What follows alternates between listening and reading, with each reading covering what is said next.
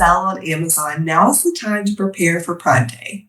Hi, I'm Catherine, and in this video, we're bringing you the top takeaways from our 2025 Prime Day panels to help you get ready for one of the biggest sales events of the year. The buzz right now, Prime Day could be a 4-day event this year, possibly kicking off around the second week of July. No official confirmation yet, but we'll update the date here as soon as we get it.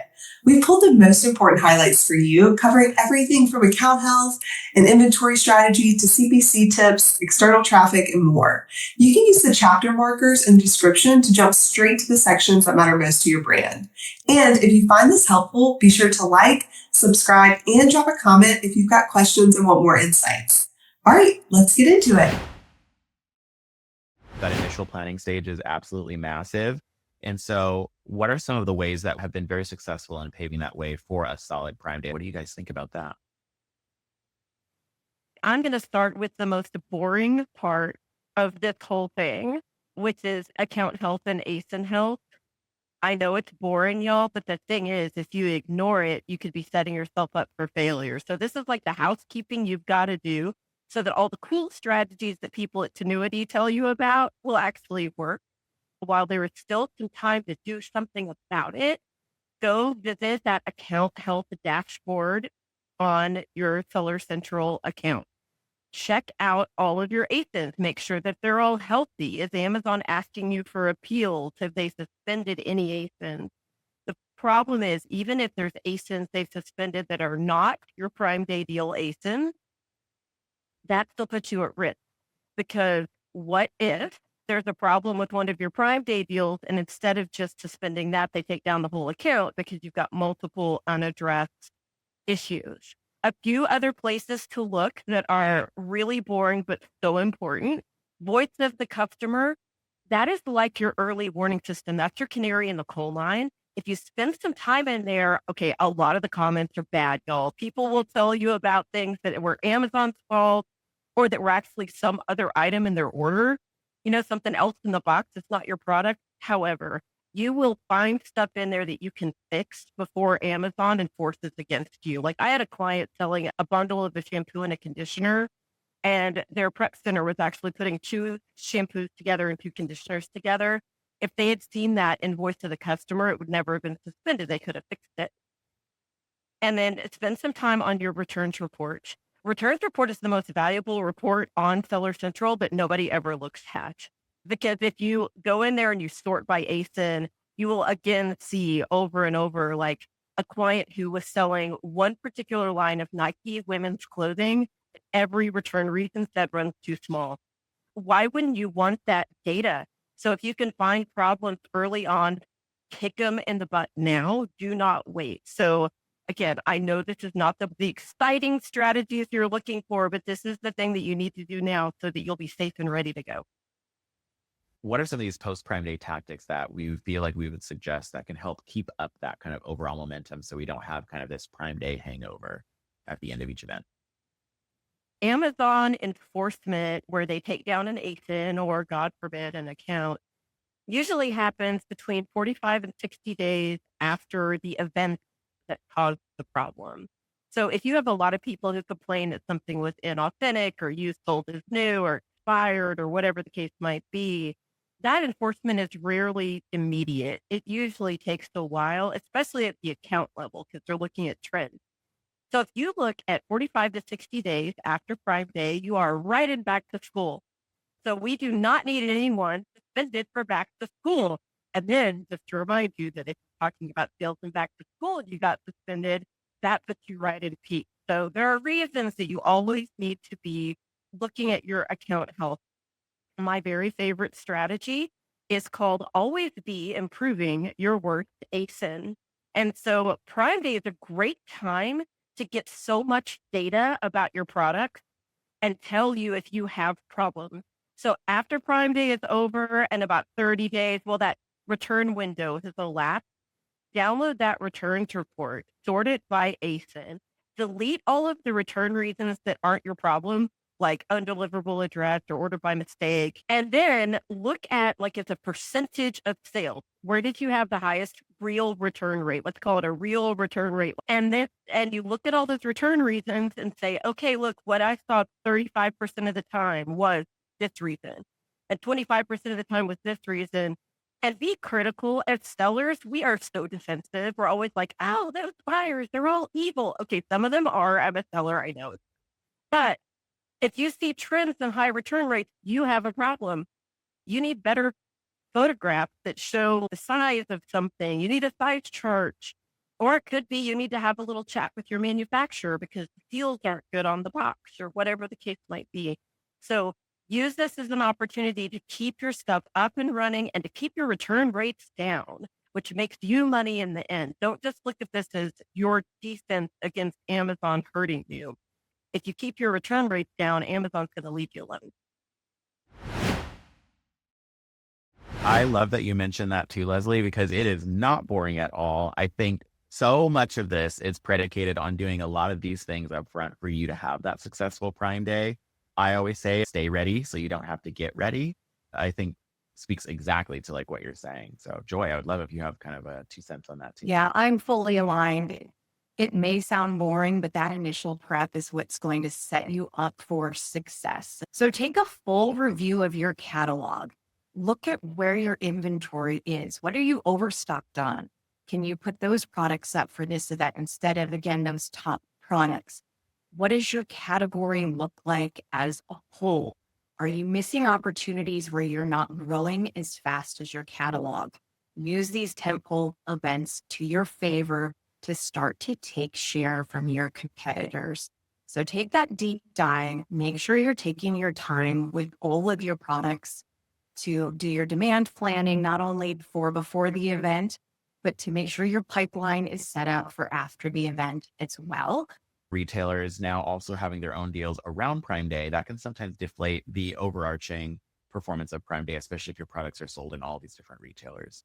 How are we thinking about ensuring that we have a really successful Prime Day, knowing that kind of all of these other retailers have their own sort of tentpoles around the same time?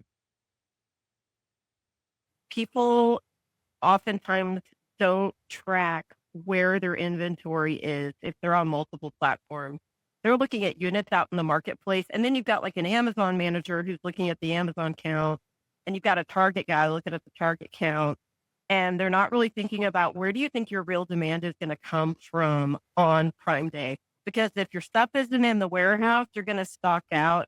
And as you know, since it is called Prime Day, even if you've got a 3PL solution for backup, which I am a huge fan of, they're still going to deprioritize that offer for Prime Day once you're out of stock. And you can even be penalized. Did you know in the future, if you stock out on a deal, they can penalize you and deprioritize your deals in the future because you stocked out? Not a cool thing to happen. So I know inventory planning is really hard. It's one of the hardest things in online retail right now, especially with kind of a changing environment and consumer demand. It's rough. But really think about, do I need my stuff going to Amazon or do I need it going to Target? Do I have a richer deal somewhere or a better deal? Am I putting more money into Walmart than I did in the past? Because if you put more money into Walmart, you may need to be sending more inventory to Walmart. Are the people who are actually feeding your warehouses fully aware of what your offers are and how it's going to impact demand across the different channels? Probably the hardest part of this whole puzzle and web that we're constructing here. But I would just hate to see someone invest in a deal and then they stock out and maybe even get penalized by the technology in the future. Prime Day is no longer just a sales event. It's actually a strategic inflection point. So what's something that's rather unconventional or overlooked as far as an insight that we feel like is really fundamental to how we approach Prime Day preparation? Have some promotions to really get your traffic up prior to Prime Day. What I've really seen this year is my clients are really focused on building their subscribe and save with Prime Day. And it's a great strategy, really, because you can offer an incredible deal and use that to get your product in front of people, get them interested. And you can either stack or later still offer another coupon, an aggressive coupon to try and get people to buy into subscribe and save. So we have Amazon ads. We also have paid search with Google, Bing, Microsoft. We also have kind of the overarching TV networks and streaming around Hulu, Netflix, YouTube. But then we also have the social channels and kind of our influencer digital communities with TikTok and with Meta. So given all of this kind of really convoluted mess of things that we have at our disposal to use to maximize conversion on Prime Day, what are some things that we feel like brands are really getting wrong about execution during Prime Day, despite having all of these kind of tools and cross-channel teams? A lot of people do big coupons on Prime Day. Great strategy if you can't do a deal. Well, coupons, you set a budget, you set a limit. You say, hey, Amazon, I'll do this many, this much. That doesn't always work. We have had clients who the coupons have been oversubscribed by 2x, 3x or more. And once some product mommy influencer out there figures out that it's like some crazy unlimited coupon from hell, they'll post it all over Facebook and tweet it. And all of a sudden you're at 5x your budget, 10x your budget, and it just keeps going. And so you can't set it and forget it. And you can't just, put things on autopilot. Exactly. Have a backup plan. You can have in your side pocket some products with a little bit of extra funding if things are going really well, or maybe they're not, that you can implement coupons, but it's 4 days this time. There's time to play around. That backup plan can really help extend your event as well. So going back to like shampoo and conditioner, if we have like these massive 32-ounce like twin packs of shampoo and conditioner, that can be your Prime Day deal. But if there are other products within the line that complement that, like let's say your stylers, your leave-in conditioners, et cetera, could those be products that actually live on deal within the Target and Walmart guys? So that way we're not double dipping and making sure that that same bottle that's either the same size or smaller that's going to be on deal in Amazon is also on sale in your retail, because that can really convolute the overall impact that Prime Day will have on the business. Because those Walmart, Target, and Amazon consumers are not different. They are the same person usually. They are just buying at different points within the cycle, either to trial, either for loyalty, for convenience. There's a lot of different reasons on why people will choose certain retailers over Amazon or certain retailers over each other. So it's just important to remember that that dichotomy does exist.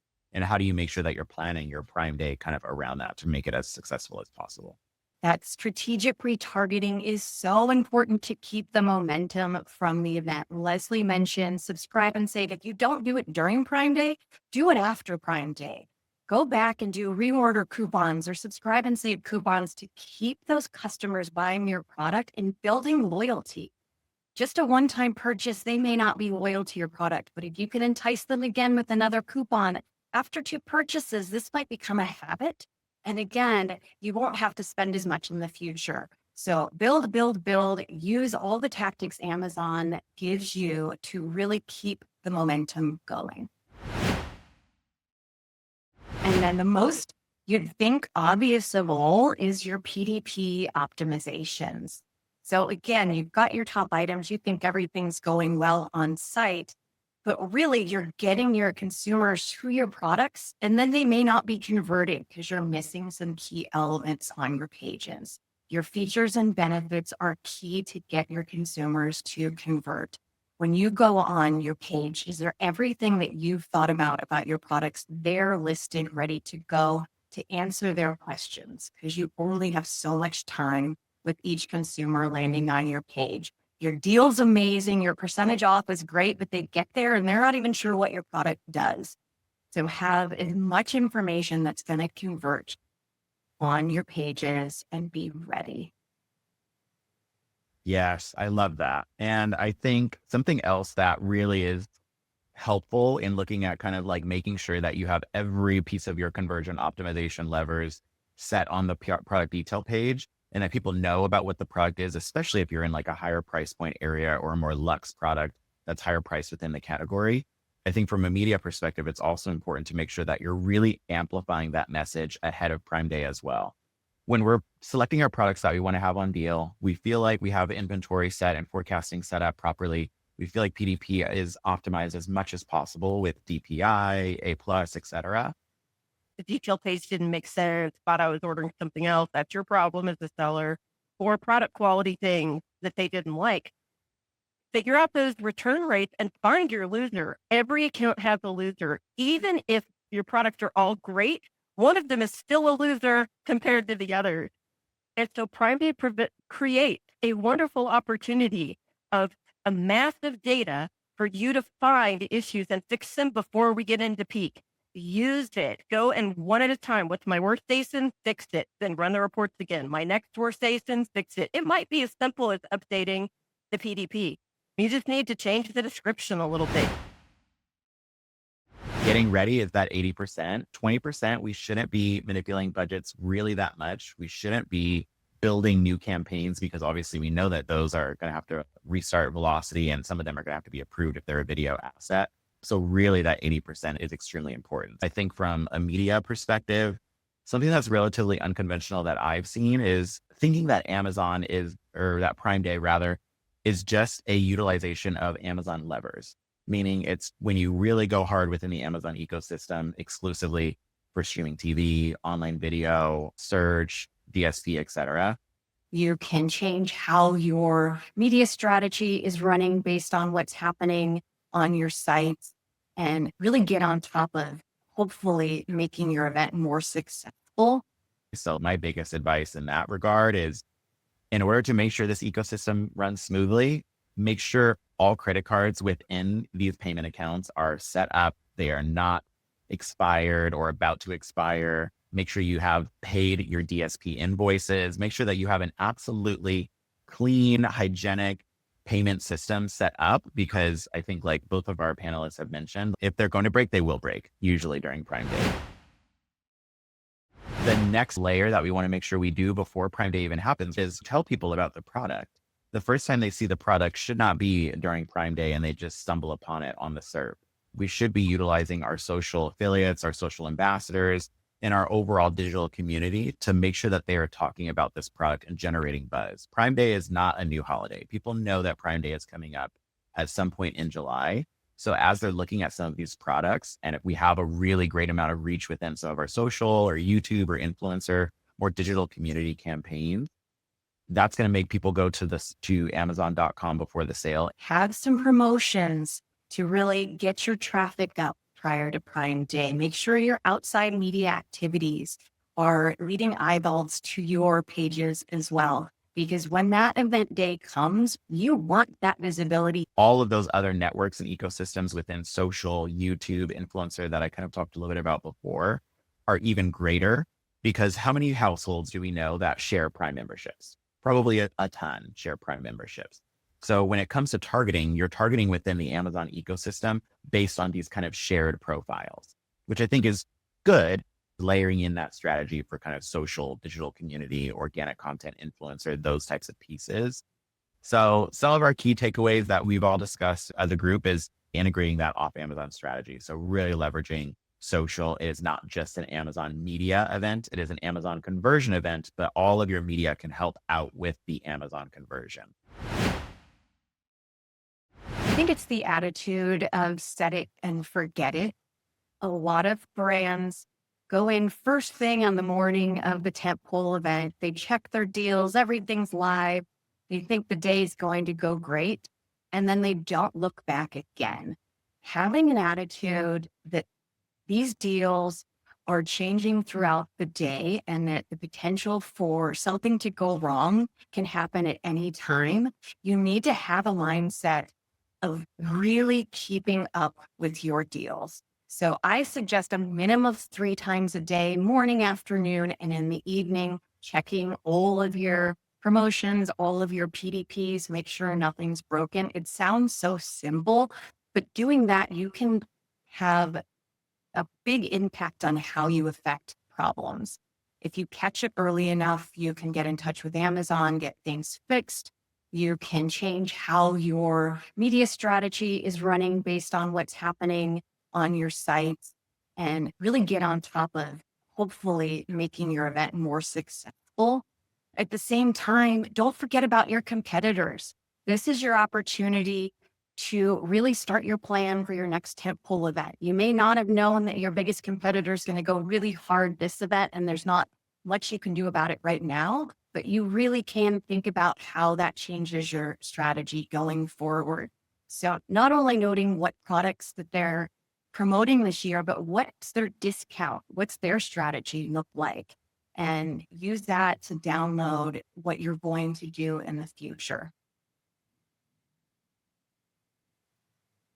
think a lot of people assume Amazon is one of the largest companies in the world and it's a tech company essentially, right? And so you think the tech is going to work and it's all going to be fine. Well, a lot of Amazon's tech is built on spreadsheets with rubber bands and some glue. And it's not pretty programming and it fails at the most inopportune times, including on days like Prime Day and also during peak.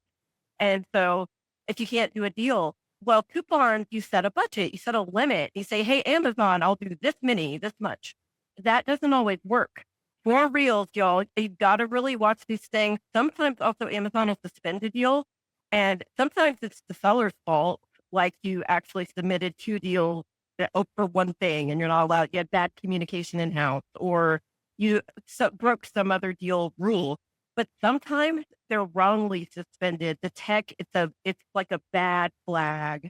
So you've got to watch and make sure that they're actually up and running. They've got that little, this is an emergency that impacts my business. So if you don't want to sit and stare at your machine, make sure at least someone on your team is doing it.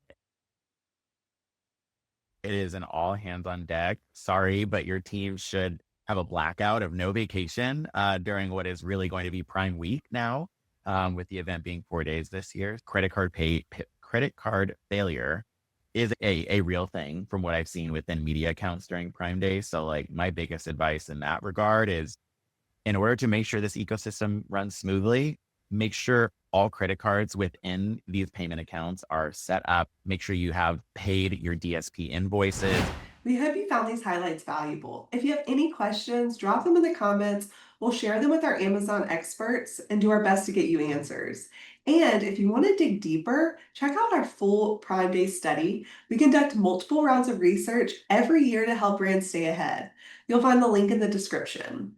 Here's to your most successful Prime Day yet, and don't forget to like and subscribe for more insightful marketing tips. Thanks, everyone.